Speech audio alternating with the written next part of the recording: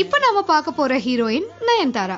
இவங்க முதல்ல அறிமுகமான படம் எதுன்னு பாத்தீங்கன்னா மனசினகரே அப்படிங்கிற ஒரு மலையாளம் திரைப்படம். இந்த படம் 2003ல ரிலீஸ் ஆச்சு. அதுக்கப்புறமா அந்திகாட், ஷாஜி கைலாஷ், ஃபாசில்னு இவங்க 3 பேரோட இயக்கத்திலுமே 3 படங்கள் நடிச்சிருந்தாங்க நயன்தாரா. அதுக்கப்புறமா தான் தமிழ்ல ஐயா படத்துல நடிக்கிறதுக்கான வாய்ப்பு அவங்களுக்கு கிடைச்சது. அதுக்கு அடுத்த திரைப்படமே சூப்பர் ஸ்டாரோட சேர்ந்து சந்திரமுகி படத்துல அவங்க நடிச்சாங்க. இடையில 2 படம் மலையாளத்துல நடிச்ச பிறகு AR முருகதாஸோட டைரக்ஷன்ல கஜினி படத்தை நடிக்கிறதுக்கான ஒரு வாய்ப்பும் கிடைச்சது. அதுக்கப்புறமா VV விநாயக் இயக்கிய லக்ஷ்மி படம் மூலமா தெலுங்குல என்ட்ரி கொடுத்தாங்க நயன்தாரா.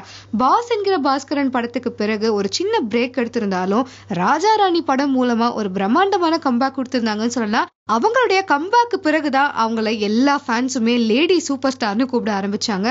சோ இந்த டிசம்பர் 25 வரும்போது நயன்தாரா ஹீரோயின் ஆகி மொத்தம் 14 இயர்ஸ் ஆக போகுது.